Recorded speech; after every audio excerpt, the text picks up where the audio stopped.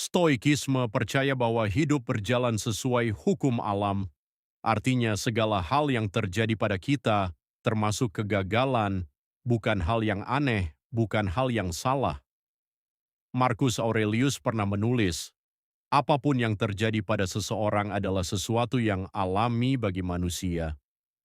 Jadi ketika kita gagal, itu bukan bukti bahwa kita buruk, bukan bukti bahwa dunia membenci kita, tapi bukti bahwa kita manusia. Cobalah katakan pada diri sendiri, ini bukan akhir, ini bagian dari hidup. Stoikisme selalu mengajarkan satu prinsip utama yaitu dikotomi kendali.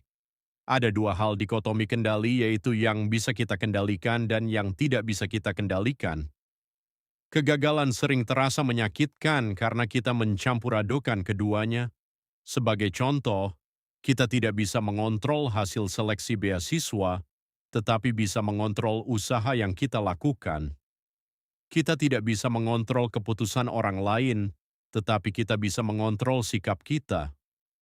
Kapanpun kamu gagal, tanya satu hal, bagian mana yang menjadi kendaliku?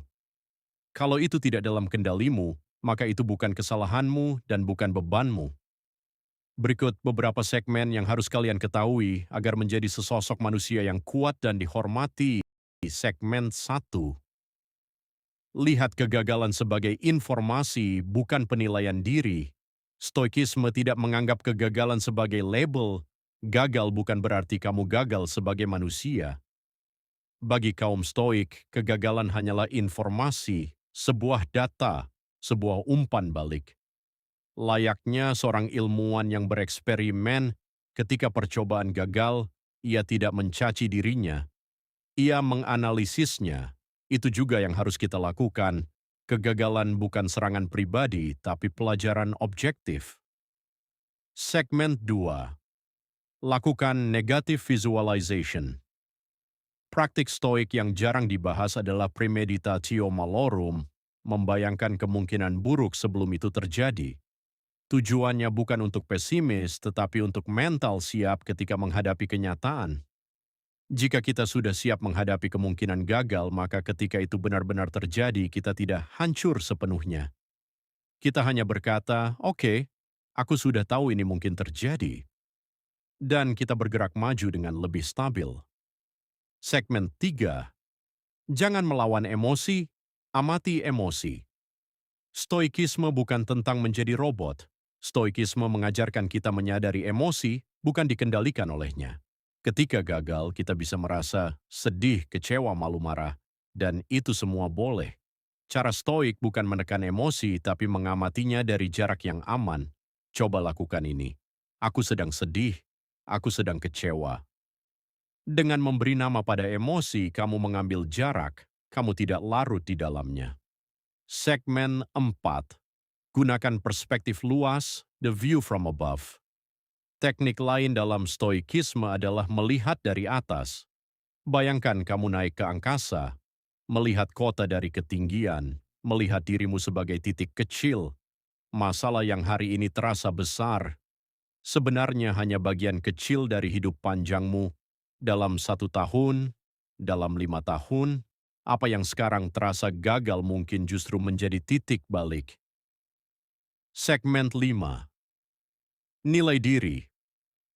Kamu tidak ditentukan oleh hasil stoikisme mengajarkan bahwa nilai diri kita ditentukan oleh kebajikan, bukan hasil. Yang membuat seseorang hebat bukan kemenangannya, melainkan karakternya. Maka kegagalan bukan bukti bahwa kamu rendah. Kegagalan hanya bukti bahwa kamu berusaha, dan tidak ada yang lebih kuat daripada seseorang yang berani mencoba lagi meski pernah jatuh. Segmen 6.